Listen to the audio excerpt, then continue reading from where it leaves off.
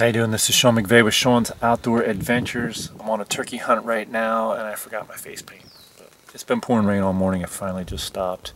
I just had a bunch of other hunters walk right past me, calling the whole way. So nothing's really happening right now. So I figured I will give you an update to a video I did the other day. I did a video for beginners on using a mouth call.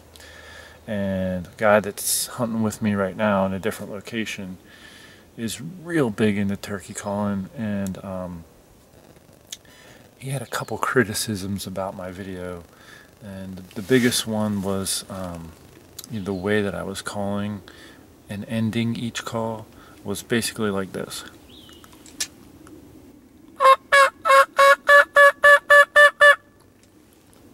So I never had any special instruction on turkey calling. I just was imitating like what it sounds like on a slate call. It's like pew pew pew pew. But his gripe was that, turkey's beak closes after each sound it makes, and so there's a crisp ending to each call. So I'm passing that on to you. And you essentially, the only difference is you close your lips.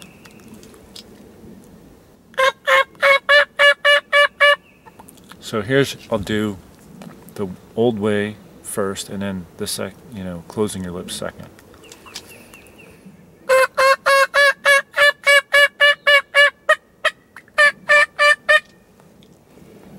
So I do see what he's saying, the difference. I'm passing that on to you if you want to incorporate it. Another thing he mentioned is to always make sure your reeds aren't stuck together, which they do stick together, and I didn't mention that. So, carefully you have to kind of pull your reeds apart. And you always check to see if they kind of seal together, because you don't get as good of a sound if they're stuck together. He also criticized me and says, "Don't ever purr. You sound awful," whatever. But when he was saying that, I was thinking, I could have given you a little bit better instruction on just how I did the second one. And I actually don't ever use the purr. In the second method that I talked about was you kind of gurgle like, only you don't do the sound. So you just go, and then I lay it on my tongue, and I let the back end of it kind of just touch the roof of my mouth. And when I'm, doing that gurgling, it makes this kind of float off the tongue.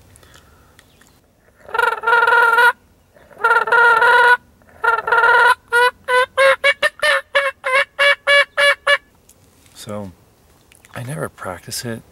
I think if I did practice it, it would sound a little better. But the nuts and bolts are there to build on it if I wanted to.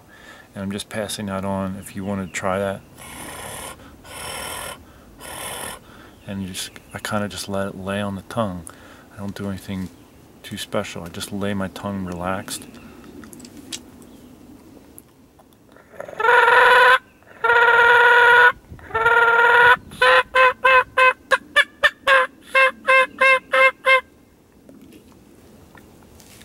So that's just basic turkey calling for beginners.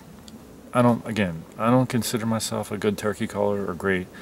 My whole point in making the video, the last one and this one, is just to help people who are beginners get a little bit better. And I know people that choke on these things, and that's the whole point. I was like, in the last video, if you haven't watched it already, I'll put a link to it.